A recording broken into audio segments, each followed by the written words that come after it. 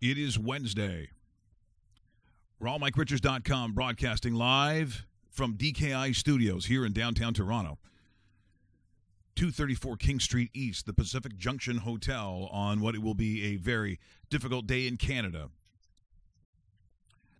Gord Downie, who has fought his case of cancer that was severe from the moment he was diagnosed with it, which is why he was so involved with finding a cure, or at least the research into brain cancer, has passed away at the age of 53, surrounded by friends and family in what will be one of the landmarks in terms of Canadian history, more than just a songwriter, more than just a member of a immensely popular band in Canada. He is part of Canadian history, unlike almost anyone that I can think of in terms of their impact on Canada and Canadians from coast to coast.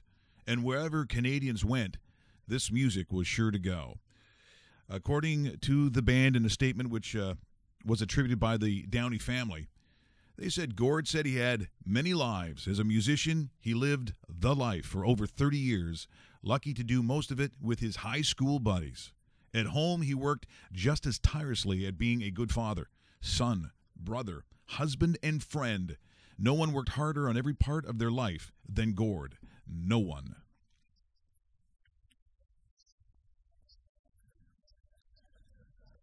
A lot of songs that you'll hear, I'm sure, throughout the day. As we started the show, Dave and I noticed that cars outside in, again, this is the core of really the city where we broadcast from. And already you can hear the songs blasting from cars, from the bars, restaurants, cafes. This will be that kind of day here in Canada. One that celebrates a life that truly, like the song, filled full of courage, done publicly in front of the entire world as he knew his mortality and when that end would come. And yet he faced it unlike almost anyone else I know and that I can think of in such a dramatic fashion. And he still embraced life right to the very end. Once again, Gord Downie passing away at the age of 53. We're going to talk to actually three very significant people, one of them in a very different way. But we're going to talk to Jonathan Gallant from Billy Talent, and just sort of the influence that the Tragically Hip and Gord Downie had as a Canadian artist. And as I said, it's sometimes it's kind of difficult, Dave, just to segment it as he was a rock star, because that would be selling what he did with his life. That'd be selling it short. Yeah, it would be. You look at a career that was the articles you're reading right now in the newspapers talk about Downie, the poet.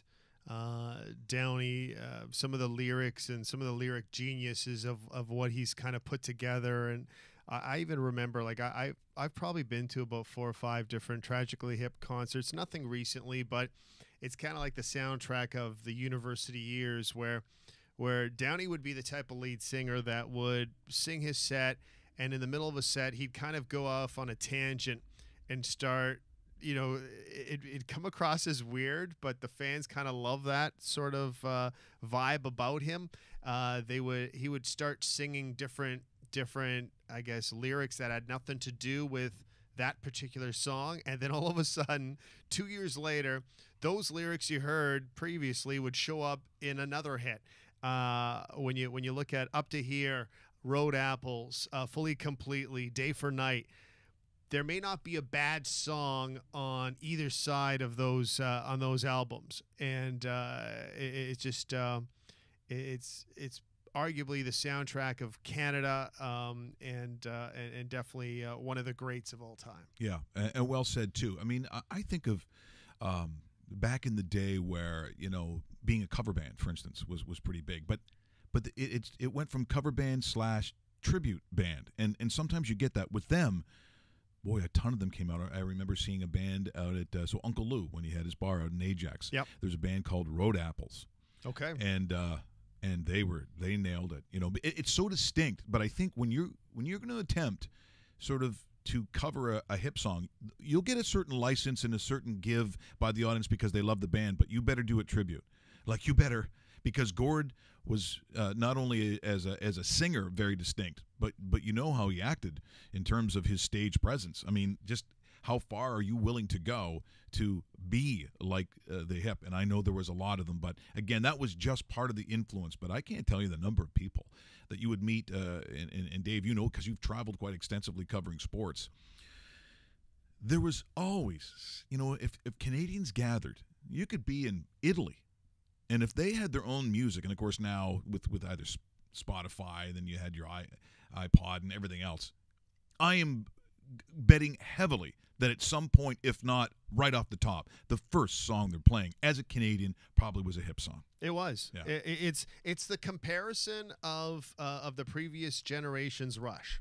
Rush, when Pierre-Elliott Trudeau was prime minister, and, you know, obviously they lasted a lot longer than Trudeau did while he was in office, but he went out and said, you know, this is the ambassadors of rock to Canada. And they really were.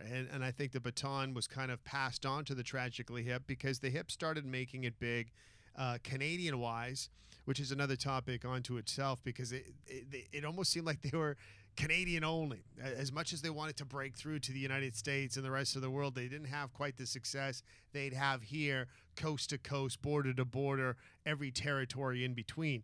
But you know, and it's ironic that, you know, Pierre-Elliott Trudeau would say that about Rush, and today his son is saying the same things about Gord Downie and the Tragically Hip. Right now on Twitter, trending as we prepare for Jonathan Glant coming up in a couple of minutes, trending on Twitter right now, Mike, Gord Downie, Tragically Hip, all the articles about his passing, his legacy, tons of people from Rick Mercer to Alan Doyle to you know, as I mentioned, the Prime Minister of Canada, just chiming in and talking about, you know, what the Hip and Gord have meant to them, and memories and festivals. This was a festival band. This wasn't a bar band. This was you know, you go to a Sunfest, a Summerfest, a Country Fest, whatever the hell you want to call it, fest. The Tragically Hip were probably at one or many of them, and a major influence in Western Canada, even though they were a group from Kingston, Ontario. Yeah, and that's where I think the distinction, you know, when you start talking about bands, you talk about Rush. Rush was a almost 98% probably male-driven audience. You went to a Rush show, when every song ended, you hear this. You know, because it was just guys imitating Neil Peart with their hands, playing air drums, and they were a concert / stadium kind of venue band. It wasn't an intimate show when you went to see Rush. The Hip appealed to everybody, men, women, kids. It had this mass appeal that truly was extraordinary and not seen very often. So I think we'll try Jonathan here on Skype. Absolutely. Someone who's going to know, maybe personally. We've had Johnny on the show beforehand, previously on 1050. But in terms of his actual relationship, I don't know. But you know, Billy Talent, there's another great band that, by the way, went to Roast Beef High School. Is that correct?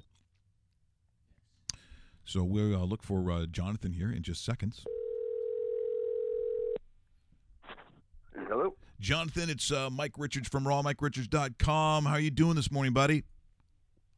I'm good, Mike. How are you? Well, I think like the whole country, Johnny, I think a little upset, even though you knew it was coming. It's something that Gord Downie, quite frankly, prepared himself for, but you're never ready for the end. And as we were broadcasting and starting here, John, we're just in downtown Toronto off of King Street. The cars are just blasting the Tragically Hip everywhere. It is going to take quite a while for the country to get over this. Yeah. I was just going through Twitter, reading people's condolences and stuff like that. It's so sad. It sucks. You know, he was amazing, though, and he contributed so much to Canada and to Canadian culture and to music. It's just you know, it's tragic.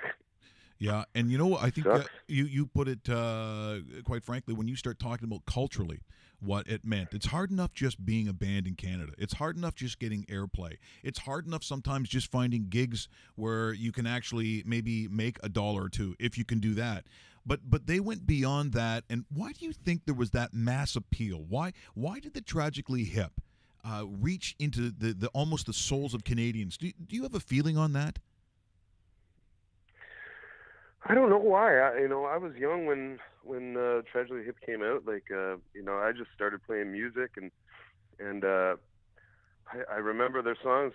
To me, they connected to me as a Canadian kid. And even being a musician, but I also played hockey, and they wrote about stuff about Canada and their songs. I could learn their songs, and some of the first songs I ever jammed with people were Tragically Hip songs, and I don't know exactly what the reason why they connected. I think it was just because they were so genuine, and Canadians see that and they appreciate that.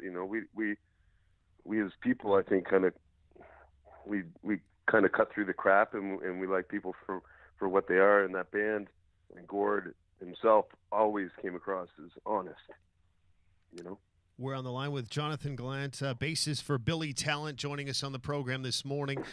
Jonathan, as far as Billy Talent is concerned, you guys toured Canada just as much as the Hip did, as far as going, town to town, place to place. Did you ever have any, meetings, or did you ever play together at a festival with the Hip, or do you have any memories of a time in the past that was pretty great between the two big bands? Oh man, I got lots of them. Well, first of all, one of my very first festivals ever was the Canadian Party. Was probably over 20 years ago, even more so, and that was just like an experience that the Tragically Hip introduced me for the first time. But over the years, as my music career continued on, I had opportunities to meet several of the other members in the band here and there. But I never met Gord until most recently, when he was working on his most recent solo album. They were looking for him, and Kevin Drew, the producer, were looking for a place to record, and they wanted it in Toronto. And our studios, it was close to his house, so they asked us if they could use our studio, and we were like, well, yeah, of course, come and check it out. We're still building it a little bit. So him and Kevin came by to check it out, and I was raking leaves out front, and Gord walks up, and I'm like, oh my God, it's Gord Downie. And I don't get starstruck too often, even after all these years, but it's Gord Downie, and I was really excited to meet him. And I was struggling with this leaf bag, and he comes up, he goes, being Canadian, don't you know how to use a leaf bag? And he goes, you got to do it like this. And he folded down all the edges of the leaf bag, which keeps it open, and it was a very good tip that I still use now. But that was, and then he came into the studio, and we hung out for a little bit. They ended up working at another studio locally, but that was my one and only moment with Gord, and it was a nice moment. It was really cool. That being said, we do have some crew guys that have worked with us and the Tragically Hip, and one of our lighting guys, his son has cancer, and he was out working on that last trip, or that last tour with the Tragically Hip, and he said that Gord would go around and give every guy on the crew a moment at some point in the tour. Geez, I can't believe I'm so emotional. Yeah. It's okay. But just a really, really good person. Sad loss. Johnny, thanks so much. Yeah, I really appreciate, in a very difficult time, you joining us. And I think, the struggle that you're having at this very moment is the one that I think most Canadians are going to have from time to time for quite some while. Not just today, but I think that is a mourning process that it will not be easy for this country because of what they meant. So you're just a great representative, I think, of what the country's feeling here today. And so I really appreciate you, John, joining us here this morning. And look, best of luck. Hopefully we'll get a chance to see you maybe down here, talk to you later on. We'd love to have you in on obviously a very different subject. But for today, this is what we're talking about. And I really appreciate this time, my friend. Hey, man, anytime. Thank you, Gord. And that's it. That is Johnny Gallant from Billy Talent, the bass player. Obviously, very emotional here today on rawmike.richards.com. And not surprisingly, as I think a lot of people are going to find themselves caught up in the emotion of what has happened here today. We have Jeremy Taggart coming up in just moments, too. Our Lady Peace, when you think about Canadian bands of a very simpler time, too, by the way. If I'm looking at when they started, I am sure Jeremy and Tags, as sometimes we call him, is going to have some stories as well about a band that, they would have had a similar circumstance, Dave, when you think of the struggles of again, airplay, trying to find venues, management, even travel. There's some things that they would share that I think are going to be very, very similar. And so in just moments, we will call Jeremy Taggart. I'll just need his number here. And why don't you just talk for a second? I will track down Jeremy. By the way, I'm just going back and forth with Jonathan. He actually sends his best for us for actually having him on the air. And it's definitely a tough day. And when you look at like a musician like a Jonathan Gallant who use they hit big influences, just like with Jeremy Taggart coming up with Our Lady Peace, former drummer of Our Lady Peace. These guys tour a lot. When you go to Canadian festivals, bands like Billy Talent and Our Lady Peace, Tragically Hip, these are the bands you see.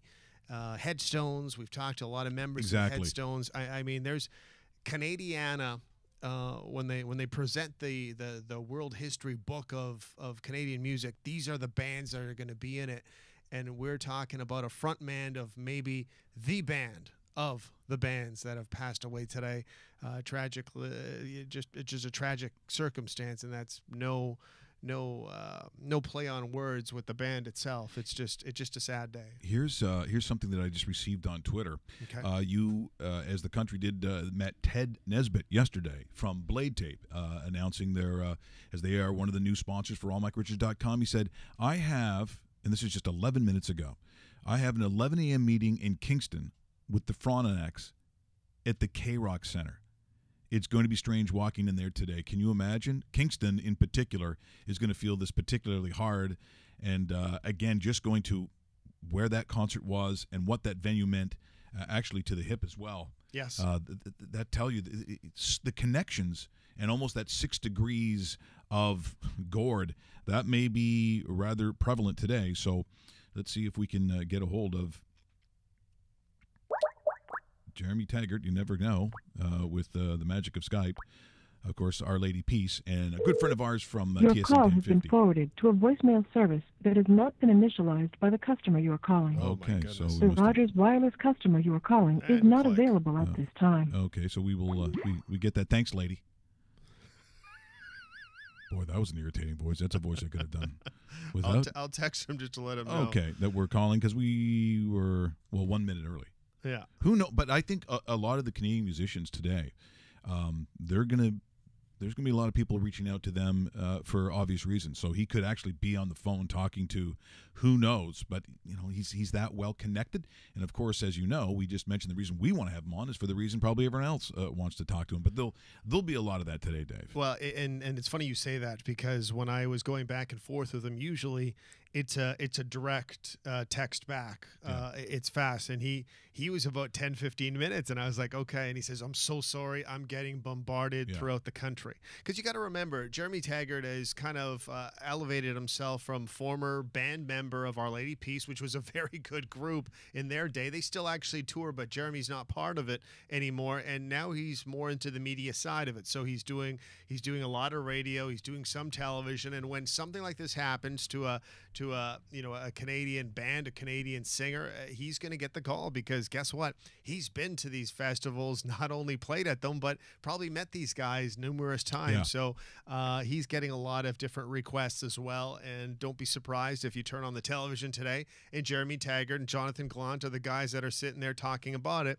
And you heard them here first on Raw Mike Richards this morning, sharing their memories and their circumstances. The Gallant story about raking leaves. Yeah, that's amazing. It's an amazing story. This isn't stuff you make up. This is life that happens, and it's. But so you also brought up the headstones, yes. which again, there's that connection, that the honesty of a Canadian band. They have that too. Yeah, like honestly, out there, raise your hands if you've been to a concert that had Our Lady Peace, the Headstones, Tragically Hip, Billy Talent.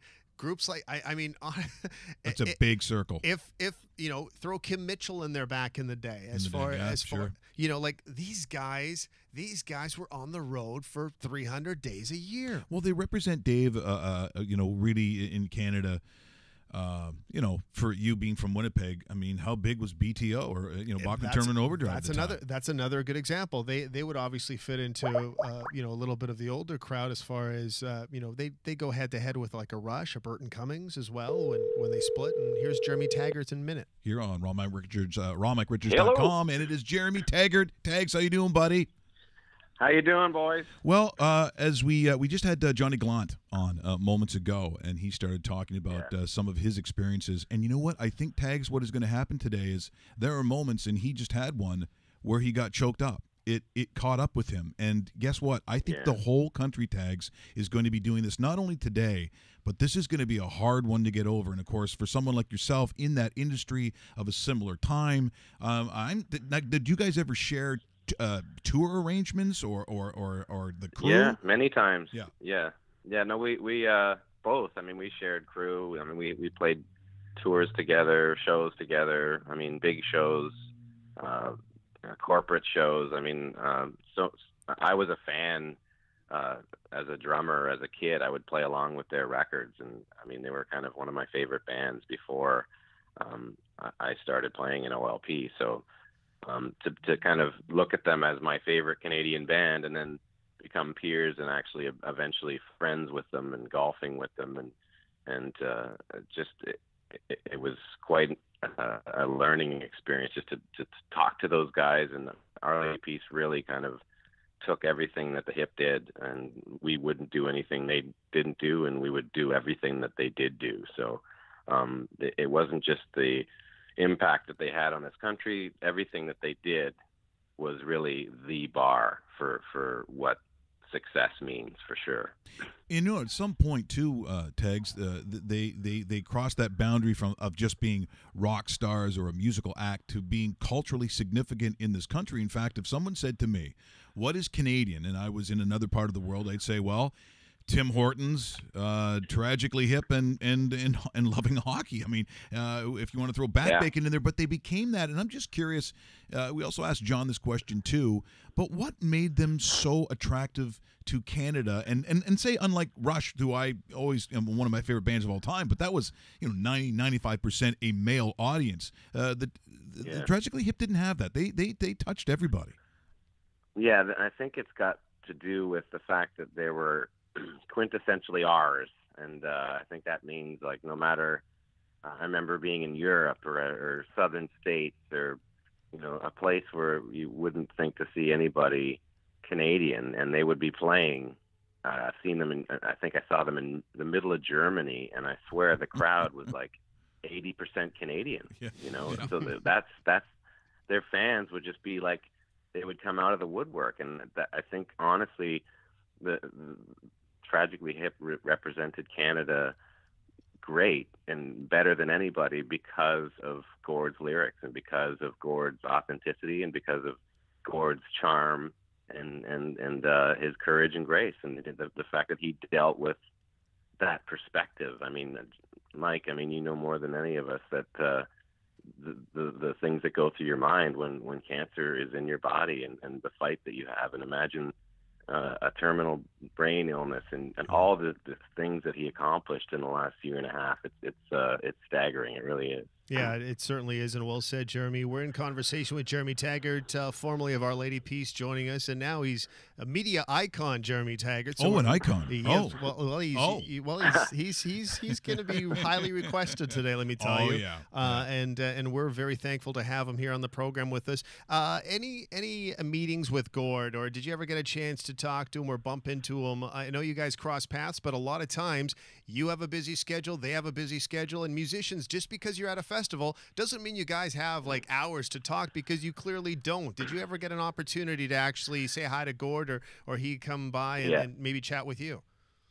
Well, I mean, many times I've had he was, backstage, or he was the type of person that would always have time for you and would talk to me. And I think probably my most cherished memory of Gord was we were playing at the SARS benefit at the ACC, and everybody was there. Bruce Colburn was there. Peter Mansbridge was hosting it. The Bare Naked Ladies were playing, obviously the Hip and us, OLP at the time, and we were playing our show, and I looked over, and there's like Gord sitting on a road case kind of backstage, and I'm like, wow, what the hell's he doing there? And then we finished the show, and I go up to him. I was like, hey man, what's going on? He's like, man, I'm a huge fan of your drumming. I just love watching you play, and just thanks for entertaining me for the last 45 minutes or whatever it is. And I was like, just my jaw hit the floor, and I was like, man, you have no idea. Like, I love you guys so much, and I just think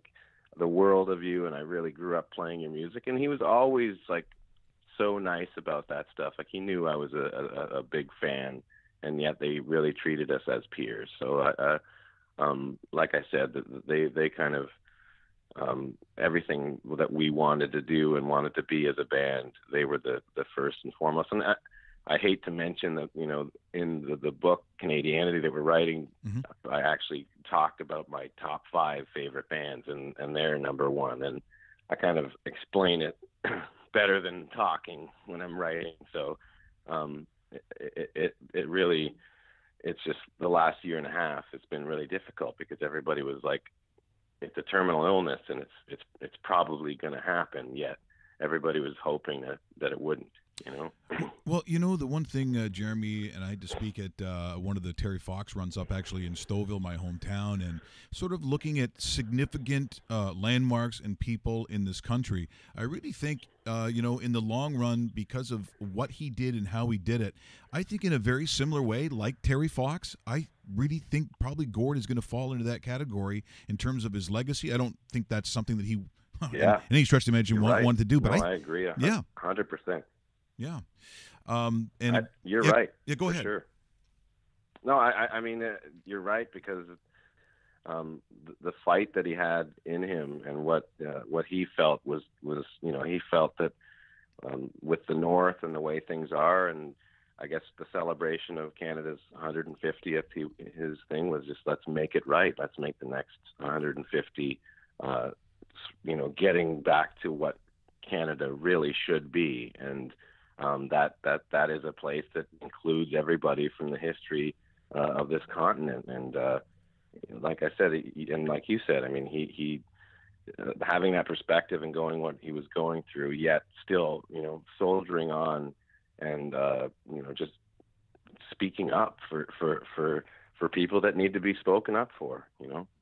Yeah, very, very brave. Hey, Tag, thanks so much for joining us here on the show. And you know what? As I said beforehand, we got to get you down here. You realize we've got this cool little setup down on King Street, and it's dying for a drummer with longer hair who lives in a magical home that overlooks water. I mean, I said, hey, we need someone like that in here. Who can we find? I think that's Jeremy Taggart. We'd love to have you down here, man. Anytime. Oh, that'd be great.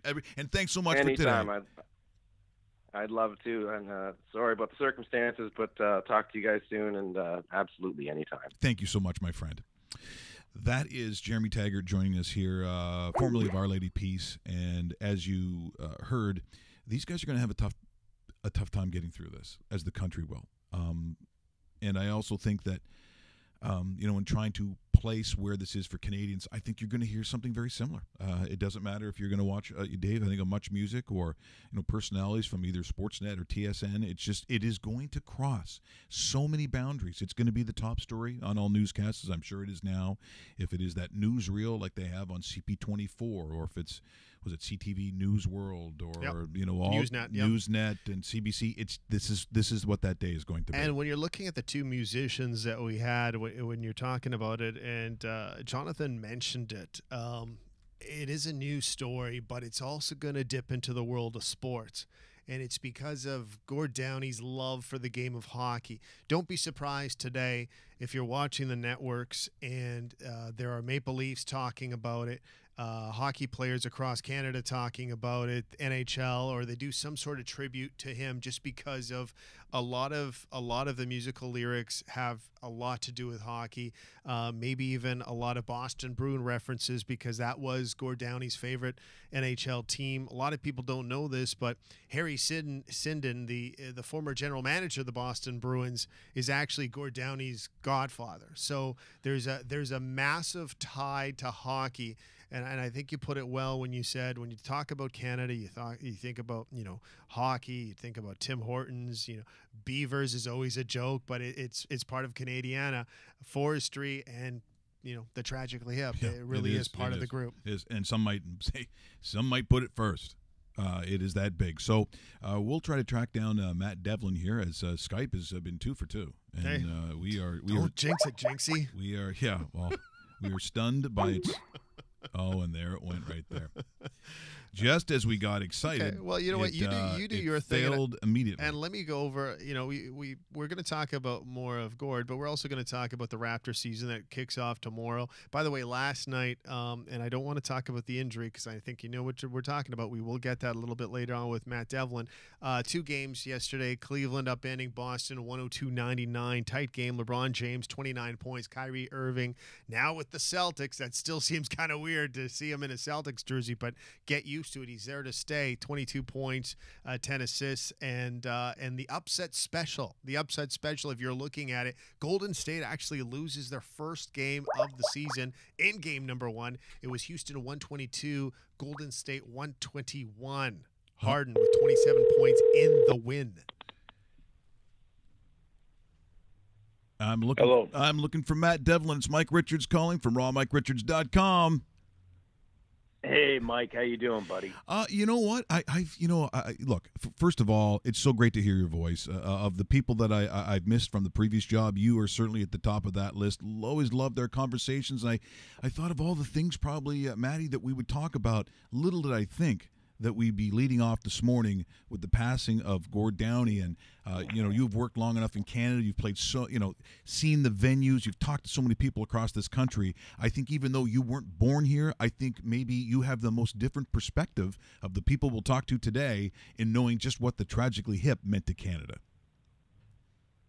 Well, no doubt. I mean, I go back to Mike last summer, when the Hip were touring and being with, my friends here and listening to their stories and talking to them about what each one of those songs meant to them at a certain stage of life. And then through, some mutual friends, getting an opportunity to get to know Johnny Faye, the drummer, has certainly been, meaningful. And I understand the deep connection that this country has with the band and with Gord. And it is, unfortunate news. There's no question about that. And, I've become a fan of theirs.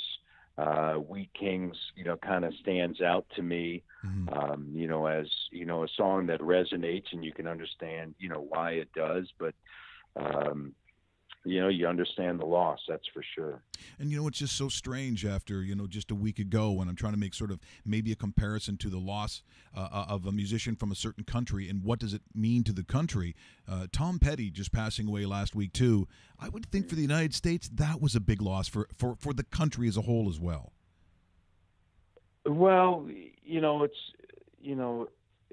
interesting that you bring that up because when Tom Petty, passed away, certainly in the U.S., everybody felt that influence and what those songs meant at that time of their life. And I had seen Petty, on a handful of occasions, growing up. And, last time I think I saw him play, I was, in Memphis, Tennessee, actually. So, it was some years ago. But a friend of mine who, we talk once a year or whatever. We went to a Petty concert when we were 18, 19 years old. And, sure enough, that happens. He sends out a text to me and says, hey, remember that night? And, it's all those different, I think the significance, their music always lives on. But it brings people back to, those experiences that they have in life. And that obviously ultimately creates the connection with the performer.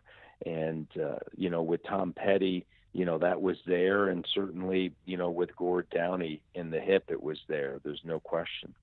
We're in conversation with Matt Devlin here on rawmike.com, those watching from the website or in the dedicated channel today on YouTube. And Matt, we are getting ready for an NBA season that, quite frankly, last night, a lot of people obviously looking forward to, what will it look like between a Boston and Cleveland as they seem to have, usurped most of the headlines in the offseason. And then Gordon Hayward, and you saw what happened last night. And look, you're never really prepared for anything like that. And I know from the years of talking with Joe Theismann and just what those kinds of injuries mean, there is a psychological weight that goes on to how horrific those things can be, and Joe still carries that to this day. So for Gordon Hayward, who is a big piece of what that puzzle was to be in Boston, that was just a heartbreaking shame last night, Matt. Well, it was a horrific sight. I think, for me, I go back, I was there the night that Sean Livingston years ago blew out his knee. Yes, that did dampen the next 5 years of his career, in some cases even longer, and then ultimately catching on with Golden State, where he's made an unbelievable impact. And it's amazing that he was able to come back from that just horrific injury. You think of Joe Theismann, Kevin Ware years ago with the University of Louisville during their playoff run. I think it was 2013 when they won the national title in the NCAA tournament run, and then Paul George, and then last night. And the impact that it has for those that were in attendance, for those that were on the court. We saw the reaction to that. And then obviously in today's day and age, where you can, see it, on social media. And, I had a couple of friends last night text me, with that frozen image of it. And you're just like, oh man, I don't want to, look at that a long time. You're kind of like just, taking a glance at it. It's unfortunate because the Celtics knew that he was going to be a big part of what they wanted to try to accomplish this year. And as we know in the NBA, because of the way the salaries are structured, that when you lose a player as impactful as a Gordon Hayward, that it will affect your team. Now, how much will it affect the Boston Celtics? We'll wait to find out, but certainly a key component there is not going to be able to play for them. And the MRI, and there's going to be a few different things that come out today, Mike, or over the next 48 hours, that we'll get a little bit more of an insight as to how long it'll be. Yeah, that's exactly it, Matt. Great talking to you this morning. A little closer to home, the Toronto Raptors open up their season tomorrow night against the Chicago Bulls. When you're looking at this Raptors roster, Matty, what's the number one question you want answered as far as what this team will bring to the court this season, and what you might be thinking about going, okay, I'm unsure of ... Well, I think that, when you look at a team, there's never just one question. I think there's an evolution of a couple of different components with this team. Number one being that this is a team that is going to attempt to change their offensive flow and how they attack things from an offensive standpoint with shooting more threes. Where will they get those outside of Lowry? We know can produce them. We know that Serge Ibaka can produce them. We know that C.J. Miles can produce the three. The question then becomes, is Norman Powell somebody that not only can get to the rim but can shoot the three?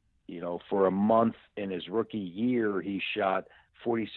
I think it was March into April from three-point range, can he reclaim that sort of shooting form? You don't need him to shoot 46%, but can he shoot in that 37% range? Also, you have Corey Joseph moving out to bring in a C.J. Miles. DeLon Wright is a player that's going to take over more of a role on this team. Can he produce from the outside as well? So to me, the first question is, that three-point shooting, is it going to be there? Are they going to stick with it even on nights in which they're not falling? Those shots aren't falling. Over 50% of their shot attempts in the preseason were three-point attempts. And there's a lot of reasons for why they're heading in this direction. And, of course, you look around the league, and the evolution of the league is that there's more, weight put on that three-point shot. But do remember that this was an offense a year ago was 22. They got off to a great start. They're ranked first in the league in offensive rating. They were 22-8. And then they kind of implemented more of a defensive approach, and then that offense kind of peeled back.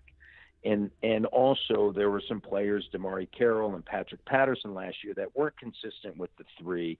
And, that's when, you saw this team kind of dip a little bit. So, that three to me will be key. Well, and Matt, because of that, I mean, really, the Raptors are just a reflection of how the modern game is played now. And I think there was a time where if you had, some big 7-footer down low that, you sort of ran around that, maybe some low post stuff. But if you're Jonas Valanciunas, I mean, there's a lot of pressure probably to, I would say, drop weight, get into better shape. The agility and the footwork that they have to have going inside out.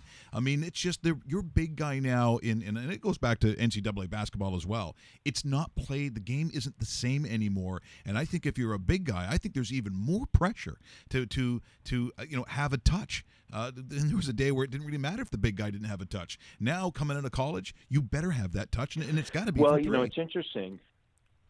Yep. Well, it's interesting look at how the game has changed, right?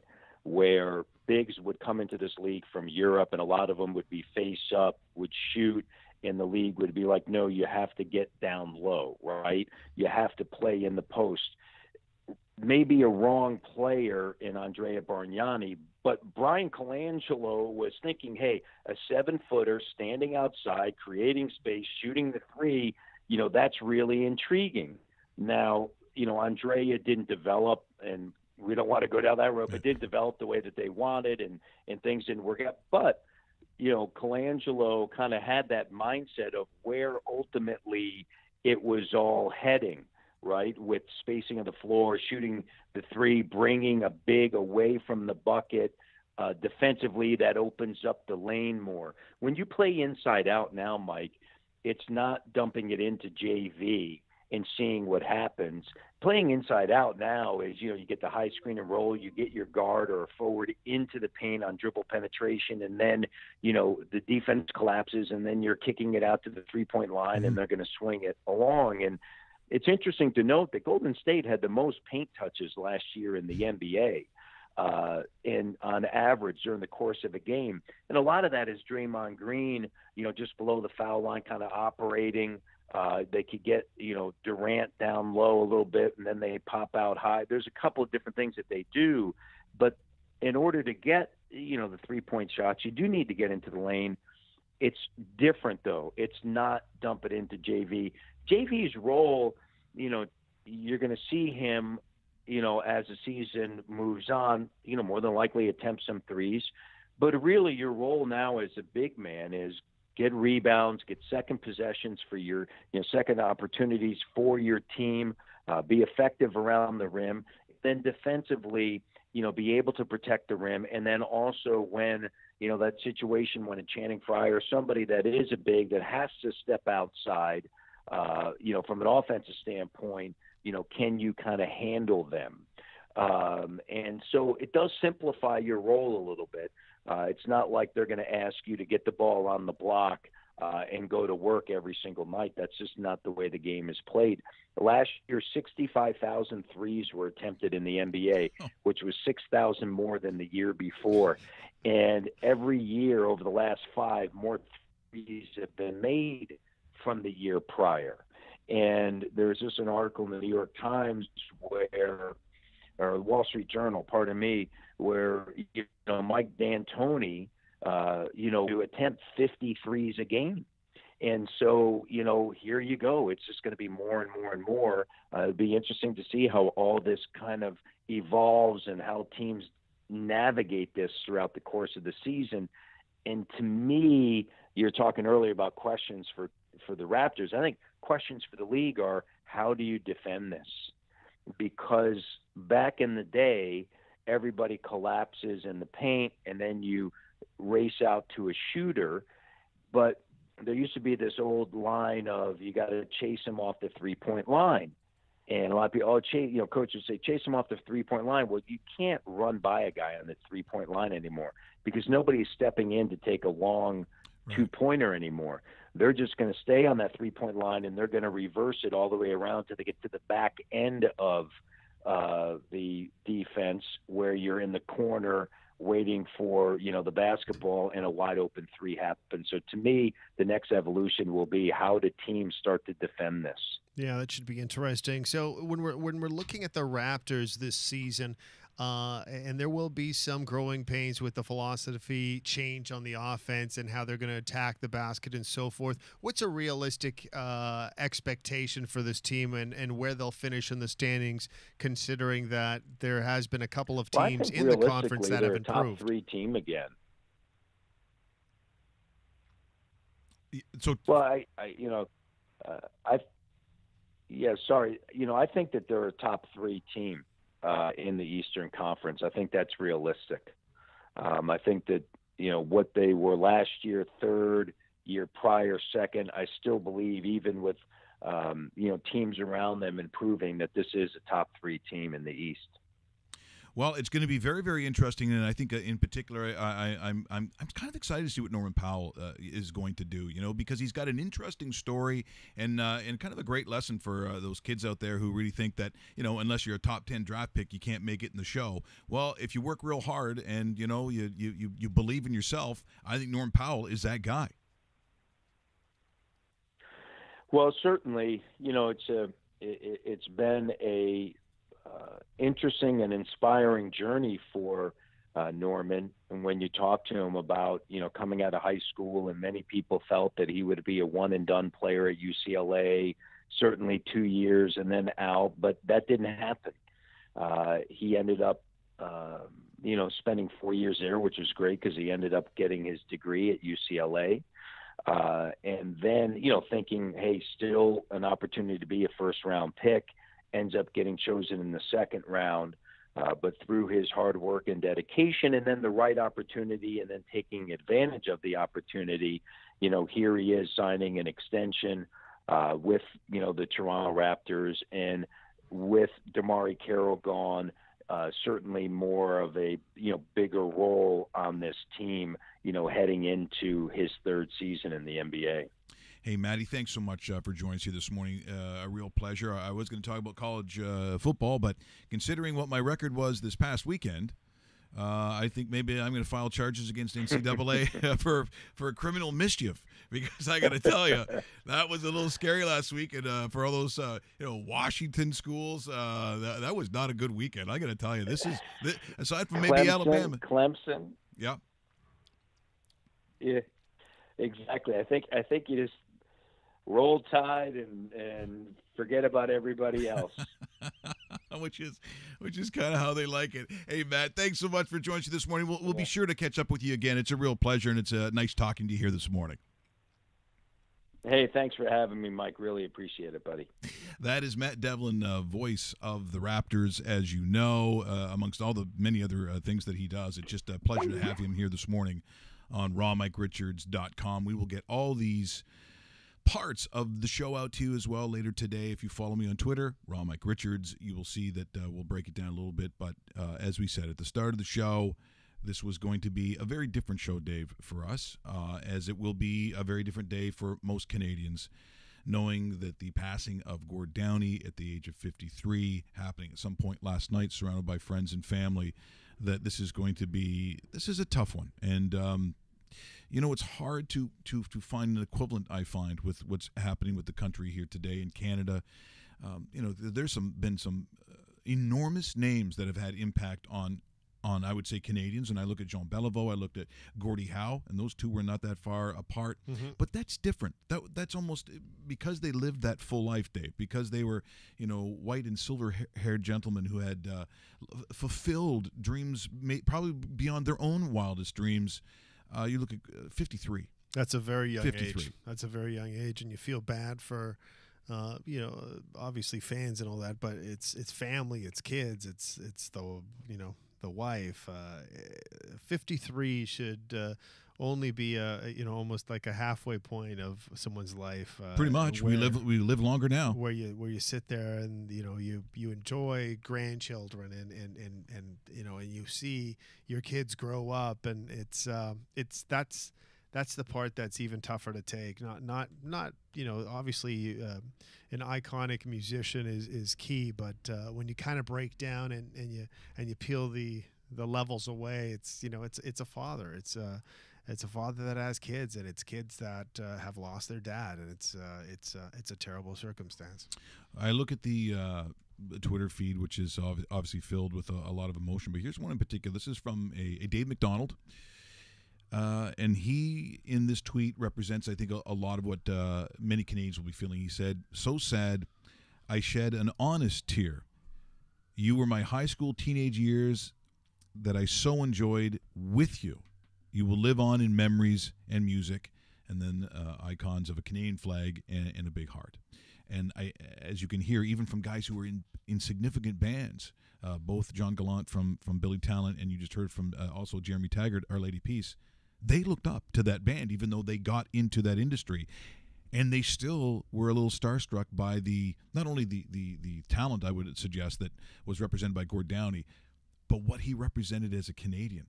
It probably was a little overwhelming. And I think that in the last 5 years, Dave, of people who have walked into our studios, and there's been some pretty big names, Joe Montana I include also in that group. What would we do if a Gord Downie? I have to think that I'd be a little lost for words at that moment. I think if he were, because I never met him. I never met members of the band. That's of the many bands that I have met over the years. I never met Gord Downie. No, it's. But people probably felt that they have. I'm in that same boat. You never shook his hand, but you knew him because of that concert you went to with friends, the memories you had listening to him at the campsite, the Labor Day long weekend barbecues with the hip in the background, the Canada Day barbecues with the hip in the background.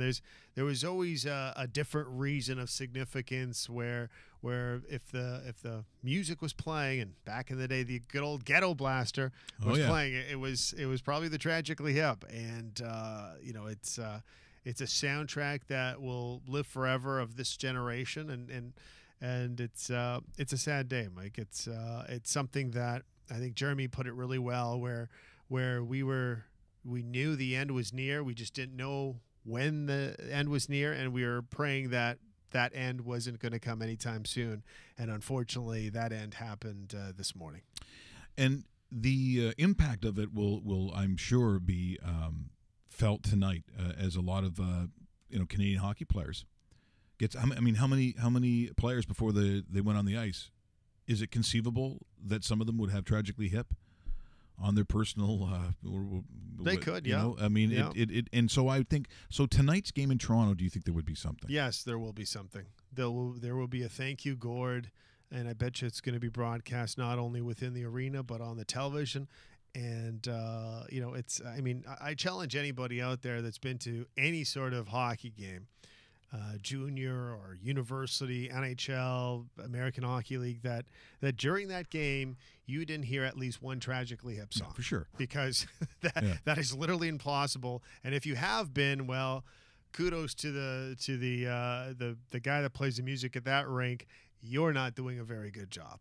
Yeah, I think that's a great question. Which song do you think of the Tragically Hip in arena, what they used to call arena rock? Yep. What was the most played Tragically hip song to you? Russell might because he goes into a lot. You work at the ACC and your mom does too. Who does a lot of that stuff? Your mom might actually know that. You might know the answer to that question. Yeah, that's true. I'd say 50 Mission Cap is probably in that range. Yeah. That'd be the number one song that I would think is that would 50 be your Mission okay. Cap. Yeah. Oh, I was hoping you were going to say something else, so we had two answers.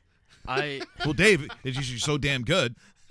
How could you possibly be wrong? That's what you're saying. Yes. What do you think would be second? That's tough. Because I don't hear Courage. I hear that, but I don't hear that song necessarily in arenas. No, and you don't hear Bob Cajun that much because it's too much of a slow song for during a hockey game. But Blowing High Dough, what is that? How's that? I don't know. I'm not a lyrics guy, as you can tell. They shot a movie once. Yeah. Oh, yeah. I don't. My hometown. New Orleans is sinking. I've heard that. Yeah. But yeah, definitely in Toronto, I think it's 50 Mission Cap with the whole Bill Barilko story and all of that. Yeah, makes sense. So. Totally makes sense. Well, it's been a kind of an emotional show, I would say, Dave. For this is what 109. I believe this is episode 109. Is that correct? And we've had a lot of different stories to talk about. Most of them sports, but not always. This today, and actually thanks to Dave Bastel's hard work, he's the one who tracked down our Jeremy Taggarts and our Jonathan Gallants, and these are short notice. And it's because of relationships that Dave has had in this industry with those people that they just immediately would come on, which I certainly thank Dave for, because that's what really made this show. Matt Devlin, of course, as you know, and he is just so articulate on so many levels. One of my favorites. We've missed him. He's very good. Dearly since we have not been on TSN 1050, but in doing this show, this is the kind of, I think, representation of what we want to do with RawMikeRichards.com, where we have that ability to do that. Yeah, we did not talk about the Leaf win last night, 2-0, but it seemed to be such a pale story in comparison to what's going through the country today. Yeah, sure, it's a big win, and you can talk about the changes and Marner going to the fourth line and Connor Brown, but that really is not the story of today. And look, even for the players, it takes a timeout for today. I think it has to. I think so. So tomorrow, who do we have tomorrow? Tomorrow is Carl Subban in studio. Right. Yeah. No, actually, he was supposed to be, but he's actually texted me that he may not be able to. But I'm still trying to. Because he's a school principal. That's hard. Yeah, I was going to say that it might be tricky, but because I thought, can you give yourself a truant penalty when you're the vice or the principal? Can you do that? But Carl will be joining us. Either he'll be here in person or on the phone. He has a brand new book about how he raised his kids. It's a great story. He has boys in the National Hockey League. He has daughters, and he's a school principal. And you being a son of a teacher, you know exactly how that works. There's certain ways of how this household is going to function properly, and what is expected. And it's a little bit different when you have a teacher, a principal that is guiding the house, and he will talk about his successes and what he's done right to raise some really good kids. Looking forward to that, because we've had him on the show beforehand, and I always enjoy my time. So that's tomorrow, Carl Subban. So going out today, as we mentioned, there are stories that we've had that touched us, some of them not sports, and I think of Jim Cuddy when he came in and told the story of what it was like as he had to play live at the same time as the Hip were in Kingston, and at that point he decides that he's going to play Bob Cajun during that concert. I asked him if he would play it on our show. So as we go out today on RawMikeRichards.com, let's go out with that moment. Jim Cuddy on the show singing the Tragically Hip Bob Cajun. Possibly, because I know some of the people here in the audience. Jim Cuddy here with us on RawMikeRichards.com. And Bob Cajun, Tragically Hip. When I left your house this morning, was a little after 9. Could have been the Willie Nelson, well, it could have been the wine. When I left your house this morning, had a little after 9. That was in Bob Cajun where we saw the constellations reveal themselves one star at a time. Oh, More? No, that's fantastic. That is, wow. Are you kidding me?